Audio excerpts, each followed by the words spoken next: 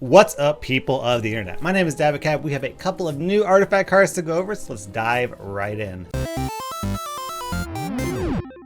Alright, so unfortunately the folks over the artifact Twitter have been super lazy because they've only released 2 new cards. Come on, Valve, we need more. Daddy needs his fix. Okay, so anyways, let's get into these cards. Alright, so first off we have probably some of the best artwork in the card so far. Keenfolk Turret, a 4 mana improvement in the black color. It has an active 1 turn cooldown, deal 2 piercing damage to a unit. So let's just take a moment, if we can, to appreciate Clockwork's equipment.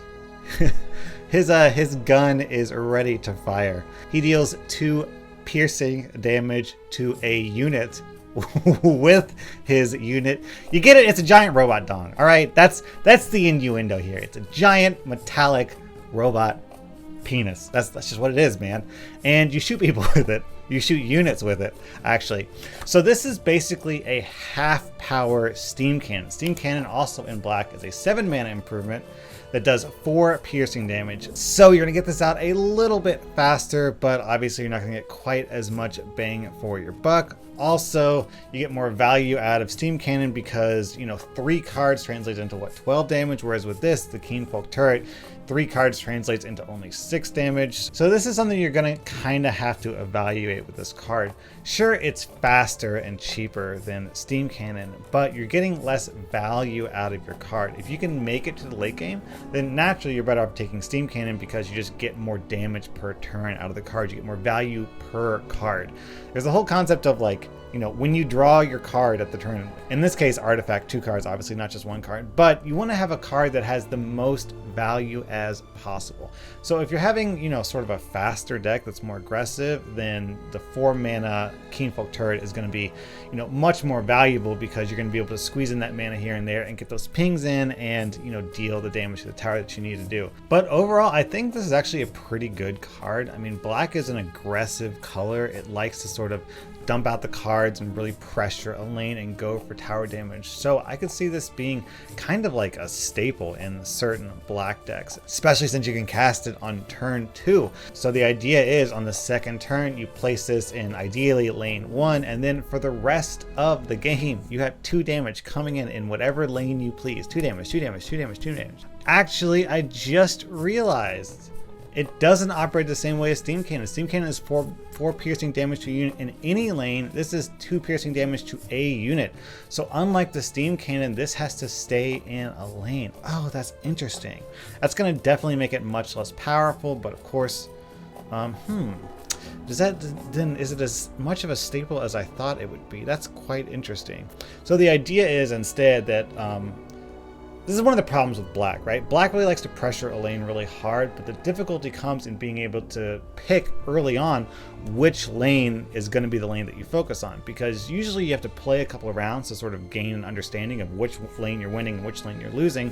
So on turn 2, you kind of have to make a call. Like, is this the lane I'm going to invest in? Especially if you got cards like Sorla Khan, right? Assault Ladders is 3 mana, so you can play that turn 1. So you have to look at the board and be like, okay, which of these lanes am I going to focus on? Because if I play Assault Ladders in that lane, that means that's the lane that I really need to pressure. Same thing with Keenfolk Musket. You really got to invest hard in that lane early on in order to get the most value out of it. So I don't know if it's going to quite compete with Steam Cannon for that reason, because you're kind of limited to a lane. But it's a cool card. I like it. I can definitely see a lot of potential value in erecting these improvements in a lane. All right, that's the first card. I don't want to spend a million years talking about this giant robot penis. So we will move on to Stars Align. This is the second card that was revealed yesterday. This is a green 1 cost spell. Give your tower +3 mana this turn. So of course, because it costs 1 mana, it gives you 3 mana. It's going to be a total net of +2 mana, unless you've got Crystal Maiden, in which case it'll be +2 mana plus an additional 2 mana refund, meaning for 1 mana you can potentially get up to 4 mana. Of course, the Crystal Maiden bonus doesn't go beyond your maximum tower mana, it just replenishes spent mana. So potentially this, with Salamandre's favor, you can ramp out some huge creatures, some huge spells really fast. So here's the best case scenario. Lane 1, you cast Stars Align, bringing you from 3 mana to 5 mana, then you cast Celemene's Favor in lane 3. In lane 2, you do the same thing, Stars Align into Celemene's Favor. You have 2 Celemene's Favor in lane 3. Then you get over into lane 3 and you have what? 3 mana plus 2 plus 2, that's 7 base mana. Just by default. You cast your third and final Stars Align to bring you up to 9 mana. You put out a Thunderpack Alpha on turn 1.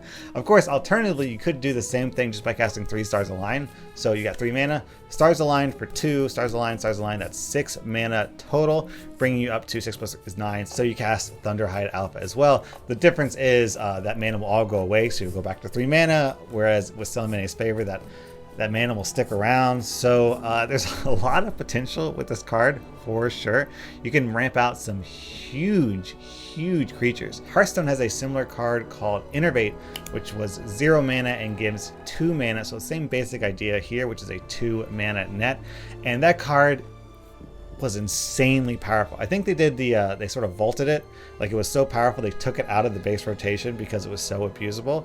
So I think Stars Align has potential to be equally as powerful. In fact, based on what I've heard from people in the beta, this is actually a staple card in a certain deck archetype called the Storm archetype. The Storm deck is all about chain gunning out a whole bunch of spells. It's about hoarding a bunch of cards in your hand and then card. And this is one of the cards, one of the pieces to that puzzle. From what I understand, it also uses like Satyr Magician and Aghanim Sanctum, sort of refresher mana. Based on my understanding, we don't have all the pieces revealed yet, so we don't know exactly what the Storm deck does and how it does it, but we do know that allegedly Stars Align will help you get out that crazy wombo combo. All right, so those are the 2 cards that were revealed. I wish I had more to share with you, but I just don't, man. There's just no new artifact news. I think I might have to start like just talking about other random topics like the tournament. Actually, I guess I could talk about the tournament.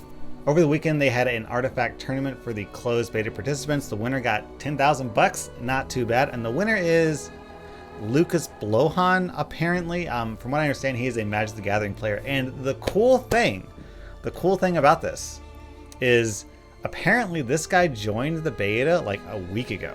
So, I mean, I've seen all the posts on Artifact. I'm so angry because all these people have had 7 months to practice the game and we're just learning. How can we possibly compete with them? Well, Lucas Blohan just did exactly that. He joined in way later than everyone else and he kicked their asses, essentially. Now, it's worth noting, of course, that he's like apparently a pro Magic player, so he knows his way around card games. But, you know, that gives you hope. There's a $1 million artifact tournament. Yes, you're going to be, you're not going to have the head start that a bunch of other players are going to have. But I mean, if Lucas can beat people who have been playing for 7 months, there's no reason why you can't beat every other player in the world in the tournament and win that $1 million. So good luck. I guess I should try to find more news, maybe put some news in my videos. Let me know what you think. Do you guys want to hear sort of artifact related news that isn't specifically about cards, like, you know, patch updates or like some developer said such and stuff like that? Let me know down in the comments if that's what you want to hear from me.